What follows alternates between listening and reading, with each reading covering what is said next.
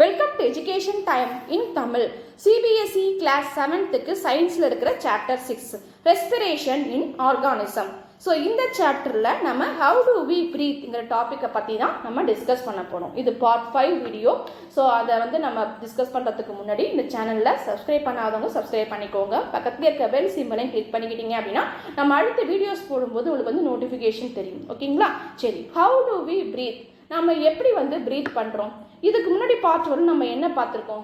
நம்ம நாஸ்ட்ரல்ஸ் வழியாக ஏரை நம்ம எடுத்துக்குவோம், அது ஆக்சிஜன் உள்ள ஏரை.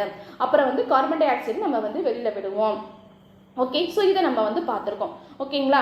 சரி, இப்போ பார்த்தீங்கன்னா நம்ம ப்ரீத் பண்ணக்கூடிய ஒரு ஃபுல் மெக்கானிசமும் அதில் இன்னும் என்னென்ன பார்ட்டெல்லாம் நமக்கு வேலை செய்யுது, அது எப்படியெல்லாம் வேலை செய்யுது அப்படிங்கிறத பற்றி தான் நம்ம ஃபுல்லாக பார்க்க போகிறோம். இந்த mechanism of breathing. First point, normally we take in air through our nostril. அதாவது நார்மலாக பொதுவாக பார்த்தீங்க அப்படின்னா நமக்கு அந்த நாஸ்ட்ரல்ஸ் மூலமாக நம்ம காற்றை உள்ளே எடுத்துக்குவோம். ஓகேங்களா? சரி, இந்த படத்தை வச்சு நம்ம பார்க்க போகிறோம். இப்போ இந்த நாஸ்ட்ரல் வழியாக நம்ம என்ன பண்ணுவோம்? காற்றை உள்ளே எடுத்துக்குவோம். when we inhale air it passes through our nostril into the nostril cavity. அப்படி உள்ளே எடுத்துக்கக்கூடிய அந்த ஏர் என்ன ஆகுது அப்படின்னு பார்த்தீங்கன்னா நாஸ்ட்ரல் கேவிட்டிக்கு போகுது. நாசில் கேவிட்டி அப்படிங்கிறது என்ன அப்படின்னு பார்த்தீங்கன்னா அது அந்த குழி அப்படின்னு சொல்லுவாங்க. அதில் அந்த மாதிரி கேப் இருக்குது பார்த்தீங்களா, அதுதான் அதை ஃபில் ஆகும். ஓகேங்களா? நம்ம எடுக்கக்கூடிய ஏர் ஃபர்ஸ்ட் நாசில் கேவிட்டியில் ஃபில் ஆகுது. ஃப்ரம் த நாசில் கேவிட்டி இந்த ஏர் ரீச்சஸ் அவர் லங்ஸ். அந்த மாதிரி நாசில் கேவிட்டியில் ஃபில் ஆன ஏர் லங்ஸை போய் ரீச் பண்ணுது. லங்ஸுங்கிறது எங்கே இருக்குது? இந்த படத்தில் பாருங்கள், இந்த இடத்துல இருக்குது பார்த்தீங்களா, இந்த பக்கமும் இந்த பக்கமும், அதுதான் லங்ஸ். ஓகேங்களா? ஸோ அந்த லங்ஸை போய் ரீச் பண்ணுது. எப்படி அப்போ நாசில் கேவிட்டிக்கும் லங்ஸுக்கும் நடுவில் எப்படி போகுது? எந்த வழியாக போகுது? Through the wind pipe. Wind pipe வழியாக, காற்று குழாய் வழியாக நமக்கு போகுது. அந்த காற்று குழாயை தான் ட்ரக்கியா அப்படின்னு சொல்லுவாங்க. ஓகேங்களா? ஸோ அந்த ட்ரக்கியா வழியாக தான் நமக்கு என்ன ஆகுது? அந்த விண்டு பைப் வழியாக தான் நமக்கு அந்த ஏர் லங்ஸை போய் ரீச் பண்ணுது. ஓகேங்களா? லங்ஸை போய் அடையுது. ஓகே, சரி, இதில் உள்ள பார்ட்ஸ் எல்லாம் முக்கியம். நமக்கு இந்த படத்தை கொடுத்துட்டு நமக்கு ஏ பி அப்படின்னு நோட் பண்ணி பேர் கொடுத்துருவாங்க. அந்த ஏ என்ன, பி என்ன, இப்படி தான் நம்மளை கேட்பாங்க. ஓகேங்களா? கொஷின்ஸு. ஸோ அதனால் படத்தை நல்லா பார்த்துக்கோங்க. இதில் இருக்கக்கூடிய இம்பார்ட்டன்ட் பார்ட்ஸை மட்டும் நீங்களே பார்க்காம எழுதி பாருங்கள். ஓகேங்களா? சரி, lungs are present in the chest cavity. லங்ஸுங்கிறது எங்கே இருக்குது அப்படின்னு பார்த்தீங்கன்னா நம்மளோட செஸ்ட் கேவிட்டியில் இருக்குது, நெஞ்சு குழிக்குள்ளே. ஓகேங்களா? செஸ்ட் கேவிட்டிங்கிறது நெஞ்சு குழிக்குள்ளே நமக்கு இருக்குது. அப்போ செஸ்ட் கேவிட்டிங்கிறது என்ன, அது எப்படி உருவாயிருக்கும் அப்படின்னு பார்த்தீங்கன்னா இந்த cavity is surrounded by ribs on the sides. இந்த பாருங்கள், செஸ்ட் கேவிட்டி மட்டும் எடுத்து போட்டிருக்கேன் பாருங்கள்.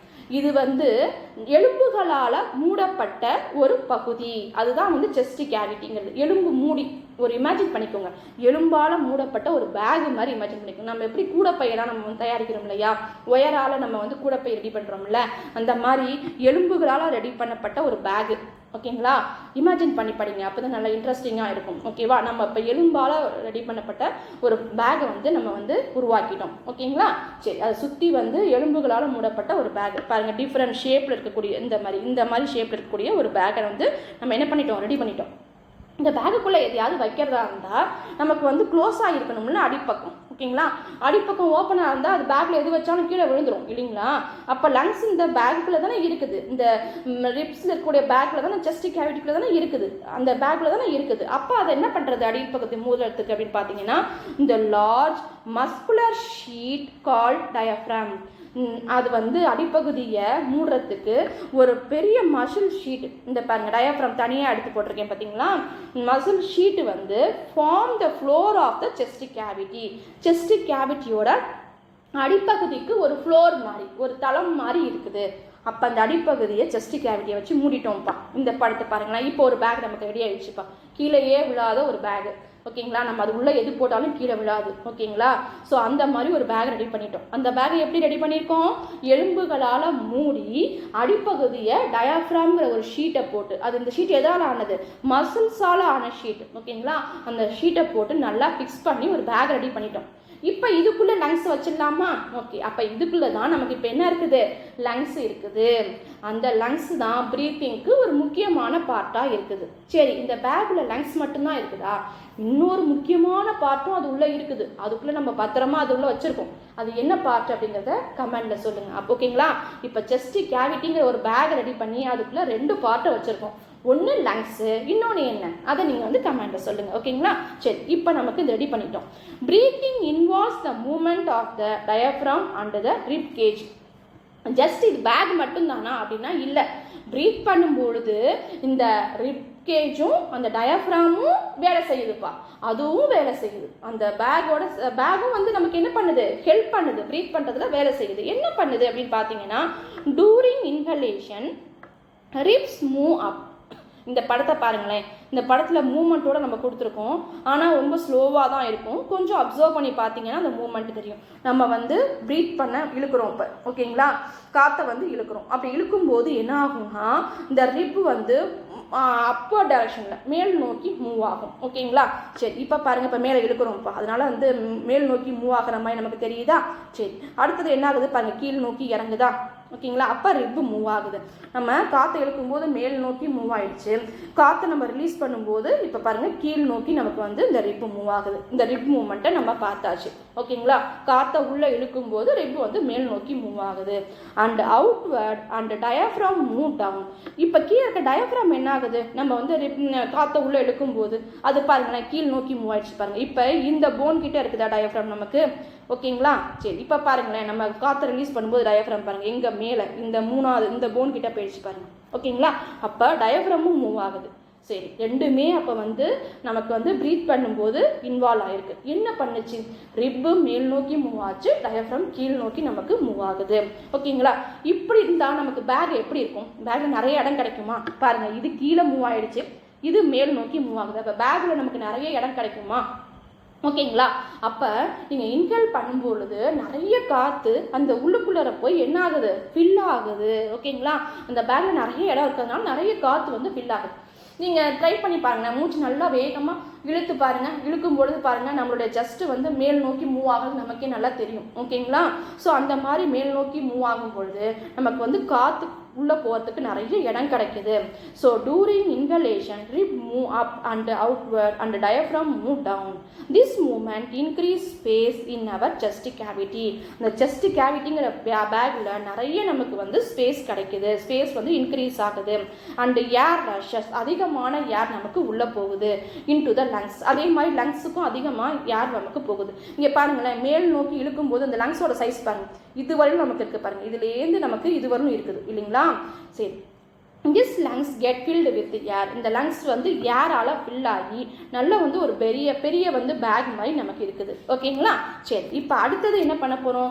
டூரிங் எக்ஸ்கலேஷன், அதாவது நம்ம வந்து மூச்சை வந்து வெளியில் விட போகிறோம். வெளியில் விடும்போது என்ன ஆகுது? இப்போ பாருங்களேன், வெளியில் விடும்போது ரிலாக்ஸாக அப்படி வெளில விட்டு பாருங்கள். நமக்கு பாருங்களேன் அந்த இந்த டயஃப்ரமோட சைஸ் பாருங்கள் என்னவாகுது? அது வந்து என்ன ஆகுது? நமக்கு ரிலீஸ் பண்ணும்போது மேல் நோக்கி மூவ் ஆயிடுச்சு. ஓகேங்களா? அப்போ அந்த பாருங்கள் லங்ஸோட சைஸ் சின்னதாயிடுச்சா?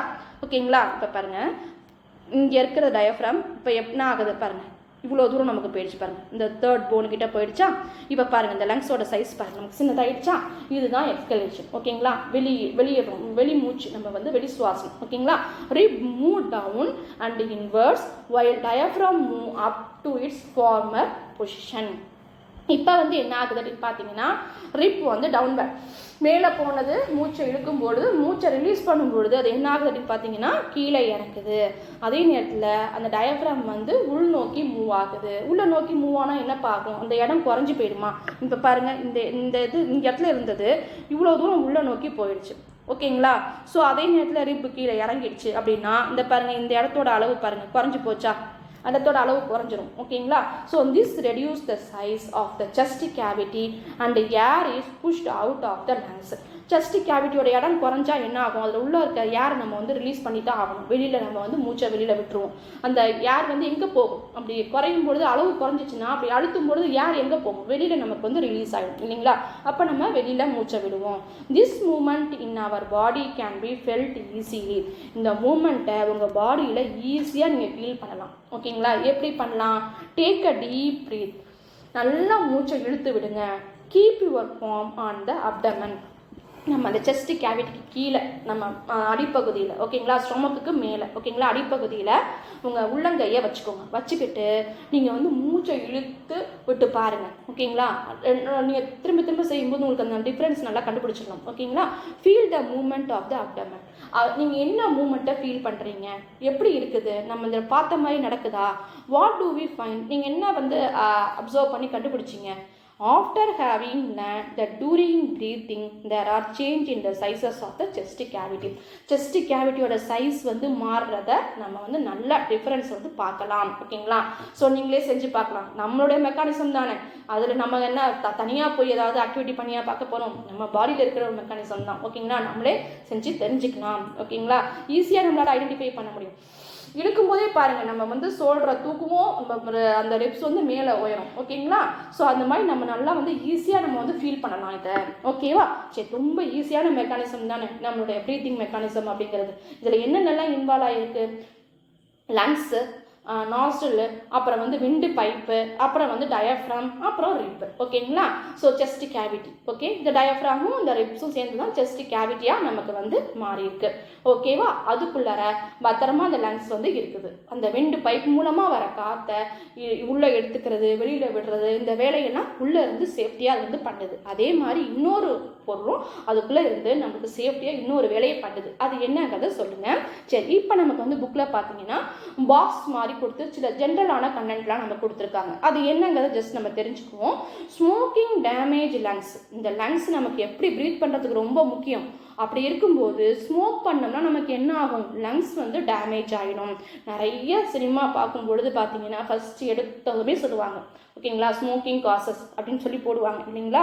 அதுதான் smoking is also linked to cancer. ஏன்னா ஸ்மோக் பண்ணுறது அப்படிங்கிறது கேன்சரோட லிங்க் ஆனது, புற்றுநோயோட லிங்க் ஆன ஒன்று. It must be avoid. அதனால் நம்ம அதை அவாய்ட் பண்ணணும், ஸ்மோக் பண்ணக்கூடாது. இன்னொரு முக்கியமான விஷயம் என்னன்னா, ஸ்மோக் பண்ணுறவங்க பக்கத்தில் நம்ம நிற்கக்கூடாது. ரெண்டுமே ஒன்று தான் இல்லைங்களா.